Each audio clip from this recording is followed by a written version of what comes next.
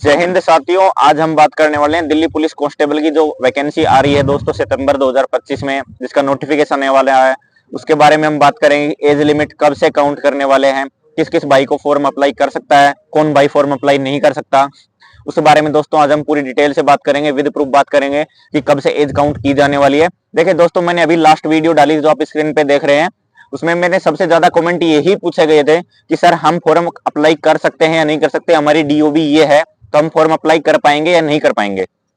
सबसे ज्यादा इसी चीज के बारे में बात की गई थी। देखिए दोस्तों, मैं आज आपके सारे डाउट क्लियर कर देता हूं। इसमें आप सबसे पहले आप स्क्रीन पर देख सकते हैं कि 2020 का जो नोटिफिकेशन है, इसमें आपके अगस्त में फॉर्म भरे गए थे, यानी अगस्त में आपके फॉर्म मांगे गए थे, अगस्त में आपने फॉर्म फिलअप किया। तो इसमें एज कब से काउंट की गई? 1/7/2020 से, यानी 2020 में आपकी वैकेंसी आई तो 2020 में जुलाई से आपकी एज काउंट करी गई थी 18 से 25 साल जर्नल की। इसके अलावा आप 2023 की वैकेंसी का चार्ट देखिए, इसमें भी फॉर्म कब से भरे गए? 1 सितंबर से 30 सितंबर तक फॉर्म अप्लाई किए गए, यानी सितंबर में इसी साल 2023 जो 2 साल पहले वैकेंसी आई थी, उसमें सितंबर में ही फॉर्म मांगे गए थे। तो सितंबर में भी देखिए दोस्तों, एज कब से काउंट की गई है? उसमें भी 18 से 25 साल काउंट की गई है 1 जुलाई 2023 को, यानी 1 जुलाई 2023 को आपकी 18 से 25 साल के बीच एज होनी जरूरी है। यानी एसएससी जब भी जून के बाद यानी जुलाई के बाद जो भी नोटिफिकेशन निकाल रहा है, उसमें हमेशा एज कहां से काउंट कर रहा है? 1 जुलाई से काउंट कर रहा है। तो इस बार भी वैकेंसी दोस्तों आपको पता है कब आने वाली है? सितंबर 2025 में आने वाली है। तो आपकी एज कब से काउंट होगी? इसलिए आपकी एज भी 1 जुलाई 2025 से आपकी एज काउंट की जाएगी, यानी 1 जुलाई 2025 को आपकी मिनिमम 18 साल एज होनी चाहिए और मैक्सिमम 25 साल एज होनी चाहिए।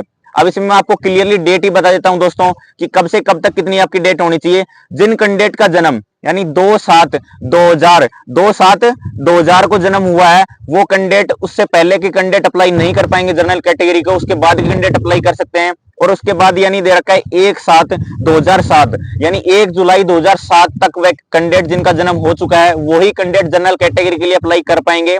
SC ST और OBC के लिए अलग से छूट होती है, उसके बारे में बात करेंगे दोस्तों। 18 से 25 साल आपकी एज होनी चाहिए 2/7 यानी 2 जुलाई 2000 तक, और साथ में उसके बाद का जन्म नहीं होना चाहिए दोस्तों 1 जुलाई 2007। इसके बीच के कैंडिडेट आपको जनरल कैटेगरी से अप्लाई कर सकते हैं।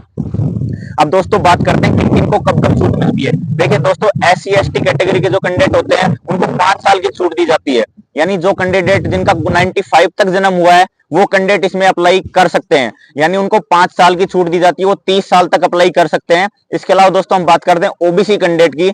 ओबीसी कैंडिडेट की संख्या सबसे ज्यादा होती है, तो ओबीसी कैंडिडेट को 3 साल का एज रिलैक्सेशन दिया जाता है, यानी वो 28 साल तक फॉर्म अप्लाई कर सकते हैं। यानी 2000 में 28 साल तक बात करें तो वो 1997 तक के बंदे अप्लाई कर सकते हैं। जिनका जन्म 1 जुलाई 1997 तक है वो बंदे फॉर्म अप्लाई कर सकते हैं।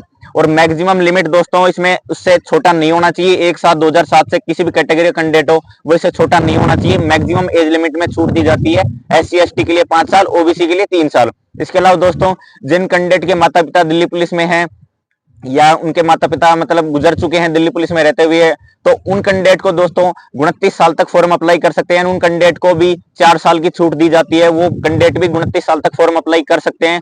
देखिए दोस्तों, इसके अलावा कब कोई डाउट नहीं रहना चाहिए कब से कब बंदा फॉर्म अप्लाई कर सकता है। अगर अब भी आपका कोई डाउट रह गया है तो आप कमेंट बॉक्स में मेरे से पूछ सकते हैं। देखिए दोस्तों, यही जानकारी थी जो आपके साथ शेयर करनी थी। जय हिंद साथियों।